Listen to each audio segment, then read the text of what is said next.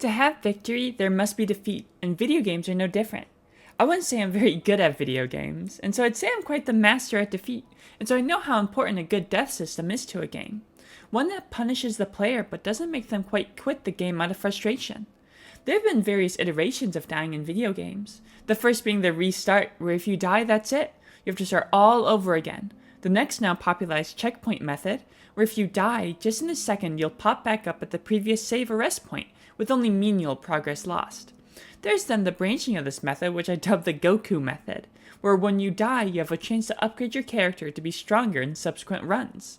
Of course, there are various other ways to implement dying into a game, with death and failure being integral to making success feel good in games, for reward is only as good as the risk associated with the punishment. It's not a shock at the various ways death has been incorporated to make each game feel unique, but which method is actually the best? Let's first talk about what the purpose of dying in a video game is. Games want death to do two things: be a direct consequence and deterrent to the player's failure, but the second is to give them hope to keep trying, that death isn't the end. It's the bumps along the road that make the journey just as satisfying as the destination. Looking at this handy dandy chart, we have two axes. The x-axis being the intensity of the consequence, or what the player loses by dying, and then the y-axis is what does the player gain by dying, whether it's information, upgrades, experience, or nothing. Looking at a death system like Celeste's, with its quick one-room respawns, there's very little loss in dying because there's practically no setback, but there's also barely anything gained either, allowing the player to feel minimal frustration. Or looking at Hades, where dying makes you lose the entire run, just being a slightly annoying setback, but now with the chance to unlock further upgrades in your next run. Or finally a game like Dark Souls, where you lose your souls on death, but just respawn at the last campfire, now with the knowledge of how an enemy fights or the map interacts, making it feel more of an endurance battle than anything. And the examples go on and on and on. One may think that the game that finds itself in the middle may have the best death system, one that perfectly blends the frustration of failure, but urges the player to continue. And maybe, I could definitely see that, and that's almost what this video was about, on how do video games integrate such a punishing setback like death with still giving some brevity to the player. Yeah, what if I told you there was a game that encompassed not just a single spot on the graph, but the entire graph itself? A game that both gives you nothing but pain in restarting by dying, but also rewards you with everything you need and the progress to go further. A game where death is around every corner and is often unfair and brutal, but never frustrates you even with how bullshit it is. A game where death is integral to the story and theming itself. The best death system ever. Enter Fear and Hunger. When talking about the best death systems in games, Fear and Hunger, or Funger, may not be anyone's first conclusion. I mean, there are some interactions within the game that just have a 50% chance of killing you. Various traps on the ground that'll give your character permanent debilitating debuffs till they die, areas that will break your legs and then force you to die, and even the save points within the game aren't actually safe, with only a 50% chance of them actually working. And then you die. So with all of those unfair mechanics that just make you start over the game from scratch, how can I say that this game has the best death system I've ever seen? To start, let's talk about what Funger is all about. We play as one of 4 adventurers who are delving into the depths of the dungeon of Fear and Hunger. The dungeon itself is said to be cursed, having little to no survivors ever leave. It is used to be a prison for the worst people, and rumors have spread that whoever enters gets their sanity and strength slowly sapped from them till they go insane.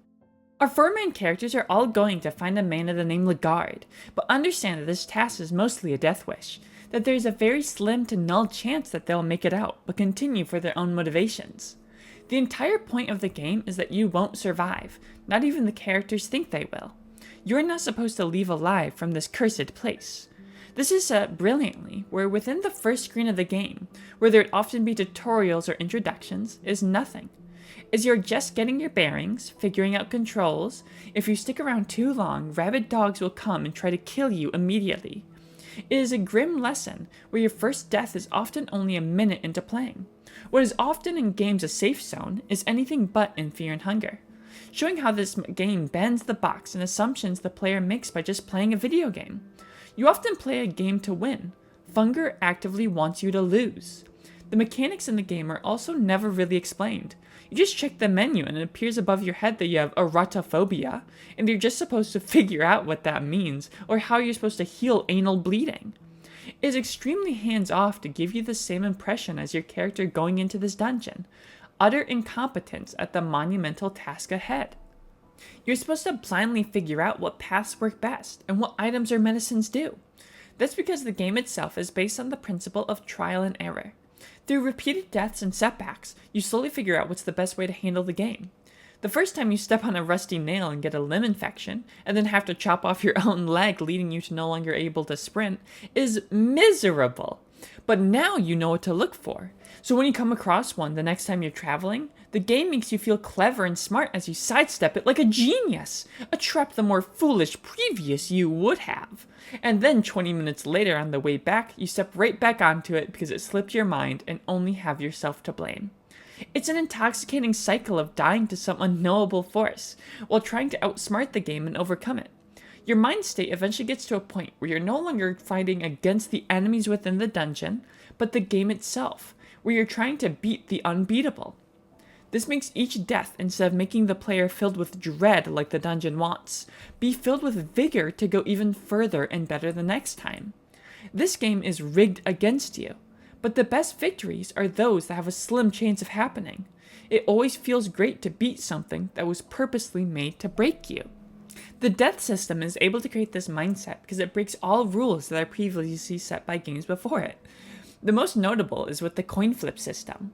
Although there is already a high level of variance in the brutal dungeon, with different supplies being found within every single barrel and chest, the creator decided to create even more variance with the coin flip system. Want to read a strange book? Coin flip! If it's wrong, you die. Orgy? 50% instant death. And various other instant kill moves that are just by chance. And I have the audacity to say this is the best death system? Not even the save points are safe, with all but one of them having a coin flip attached to it. They'll often lead to instant death or an enemy encounter.